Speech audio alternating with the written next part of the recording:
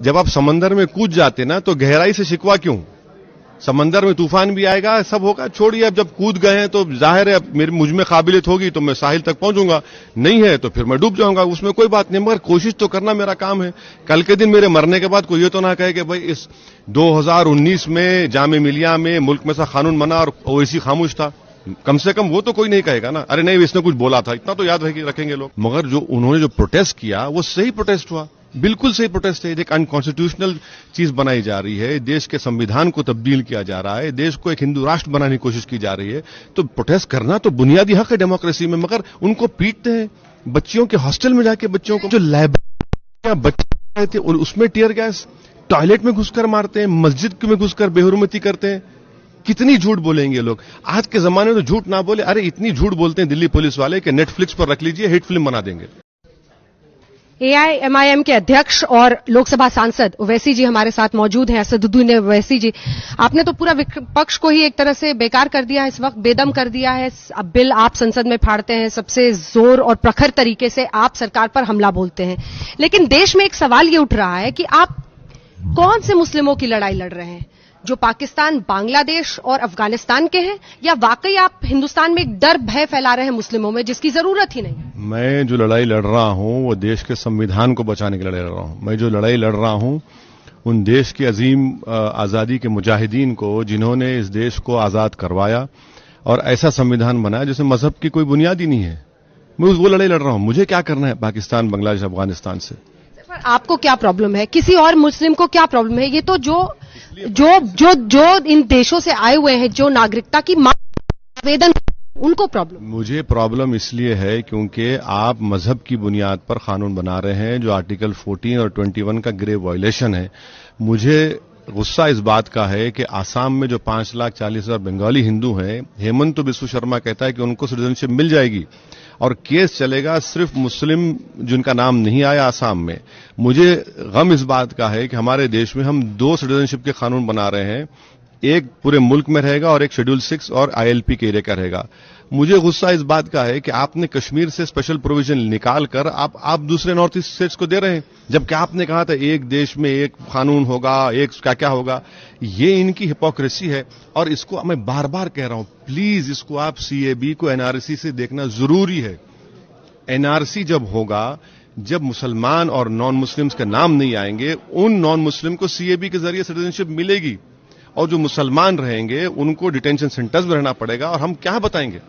ये होगा मैडम, इसमें मैं कोई खौफ नहीं पैदा कर रहा हूं। लेकिन आप देखिए ना सर, स्टूडेंट्स की क्या हालत है जामिया में, देखिए किस तरह की हिंसा हुई है, किस तरह से बच्चे बिना समझे शायद बहुत ज्यादा। नहीं, जामिया की जो हिंसा हुई है वो पुलिस की जिम्मेदारी है, पुलिस का हाई हैंडेड बिहेवियर है। मगर जो उन्होंने जो प्रोटेस्ट किया वो सही प्रोटेस्ट हुआ, बिल्कुल सही प्रोटेस्ट है। एक अनकॉन्स्टिट्यूशनल चीज बनाई जा रही है, देश के संविधान को तब्दील किया जा रहा है, देश को एक हिंदू राष्ट्र बनाने की कोशिश की जा रही है, तो प्रोटेस्ट करना तो बुनियादी हक है डेमोक्रेसी में। मगर उनको पीटते हैं, बच्चियों के हॉस्टल में जाके बच्चों को कॉलेज के अंदर से पथराव कर रहे थे। अरे झूठ है मैडम, क्या है कि इतने कहां से?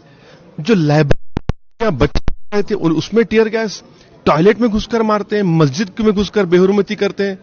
कितनी झूठ बोलेंगे लोग? आज के जमाने में तो झूठ ना बोले, अरे इतनी झूठ बोलते हैं दिल्ली पुलिस वाले कि नेटफ्लिक्स पर रख लीजिए, हिट फिल्म बना देंगे। लेकिन ये जी अमित शाह की ये कोशिश है कि इन 3 देशों में जो अल्पसंख्यक हैं, जिनको इल ट्रीट किया गया है, रिलीजियस प्रोसिक्यूशन जो फेस कर रहे हैं, उनको हम मदद दे रहे हैं, और ये ओवैसी जी को बुरा लग रहा है कि हिंदुओं ये सरकार करना चाहती है। हरगिज तकलीफ नहीं है, मुझे हरगिज तकलीफ नहीं है। मैं ये कह रहा हूं कि आप अगर इतनी बड़ी काम करना चाहते हैं तो रेफ्यूजी कन्वेंशन साइन कर लीजिए ना। आप कौन रोक रहा है आपको? आप ये भी नहीं बताते कि भैया कितना नंबर है आपके पास। मैं सिर्फ मुखालिफत इसलिए कर रहा हूं कि आप मजहब की बुनियाद पर कानून बना रहे हैं। एक सवाल का जवाब दीजिए मैडम, श्रीलंका के तमिलियंस वो हिंदू है ना? 10 लाख के करीब तमिलियंस तमिलनाडु में पड़े हुए श्रीलंका, उनको नहीं देंगे आप? इस्लाम नहीं है ना उनका, स्टेट रिलीजन नहीं है ना इस्लाम। आपने अच्छा सवाल किया। श्रीलंका में 1978 के बाद बुद्धिज्म वहां का स्टेट रिलीजन हो गया, स्टेट रिलीजन हो गया वहां पे, और वही हिंदू तमिलनाडु, श्रीलंका के तमिलनाडु में पड़े, उनको नहीं देंगे आप? म्यांमार भी तो वही है, वहां म्यांमार के क्रिश्चियंस को दीजिए। चलिए आपको इस्लाम और मुसलमान नफरत है, दीजिए ना उनको, क्यों नहीं देते आप? क्या कर रहे हैं हम लोग? किस राह पर इस मुल्क को लेकर जा रहे हैं?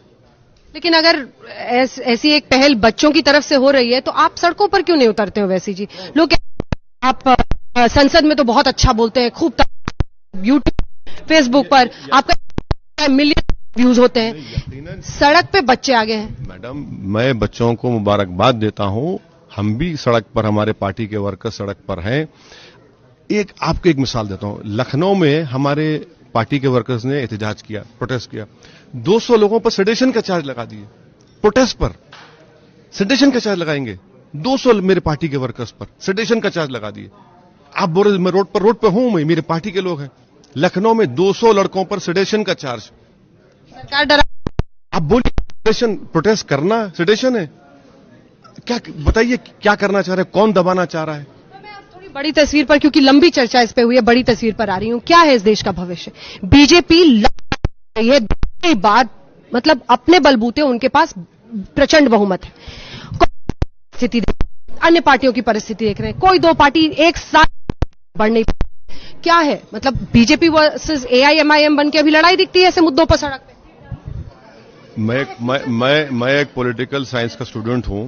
जब इंदिरा गांधी भी रूल करती थी तो यही सवाल होता था, मगर इंदिरा गांधी को हारना पड़ा, मोदी भी हारेंगे इंशाअल्लाह ताला। ऐसा नहीं है कि पावर इटर्नल नहीं होता, जो ऊपर जाता है नीचे आना जरूरी है। उसको यकीनन हमको 24 तक मेहनत करना है, इनके तमाम इस तरह की गलतियों को मुकाबला करना है, कोर्ट के दरवाजे को खटखटाना है। और मुझे यकीन है, देखिए पॉलिटिकल पार्टीज की जरूरत नहीं है, देश की जनता जब फैसला करेगी ना, हर पॉलिटिकल पार्टी को हटाएगी, बशमूल बीजेपी और मोदी को भी। सर आपने अभी कहा इंशाअल्लाह, इसका मतलब क्या? इंशाअल्लाह माने होगा, ये तब्दीली आएगी। अल्लाह चाहेंगे, यकीनन अल्लाह ही चाहता है ना, भगवान। कोई आप गुस्सा आते हैं, आप यकीनन बोलिए, आप जय श्री राम बोलिए, मैं अल्लाह बोलूंगा, मगर मुझे मजबूर मत करिए।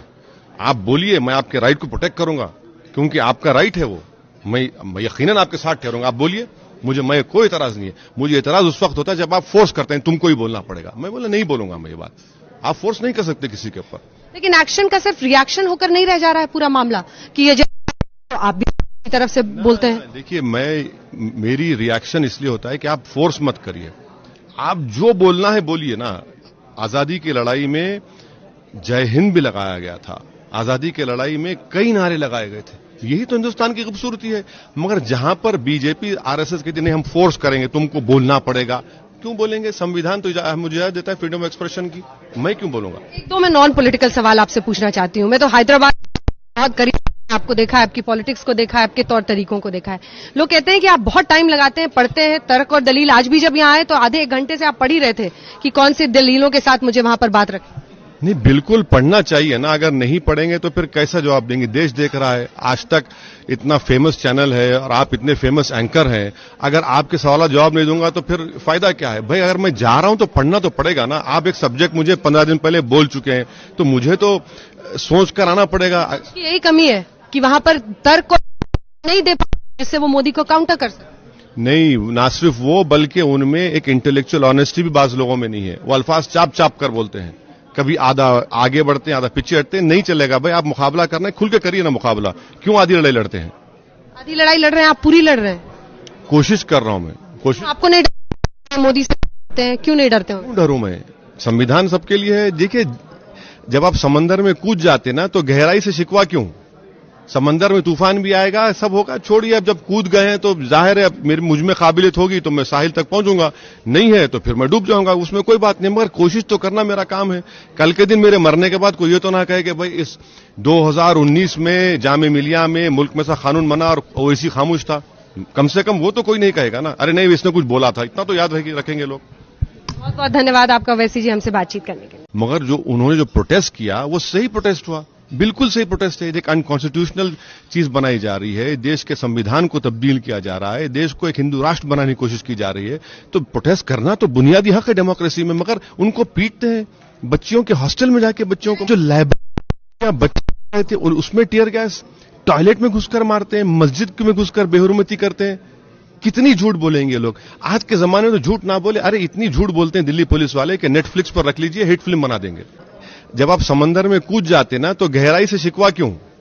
समंदर में तूफान भी आएगा, सब होगा, छोड़िए। अब जब कूद गए हैं तो जाहिर है मेरी मुझ में काबिलियत होगी तो मैं साहिल तक पहुंचूंगा, नहीं है तो फिर मैं डूब जाऊंगा, उसमें कोई बात नहीं, मगर कोशिश तो करना मेरा काम है। कल के दिन मेरे मरने के बाद कोई ये तो ना कहे कि भाई इस 2019 में जामे मिलिया में मुल्क में सा कानून बना और ओवैसी खामोश था। कम से कम वो तो कोई नहीं कहेगा ना, अरे नहीं इसने कुछ बोला था, इतना तो याद रखेंगे लोग।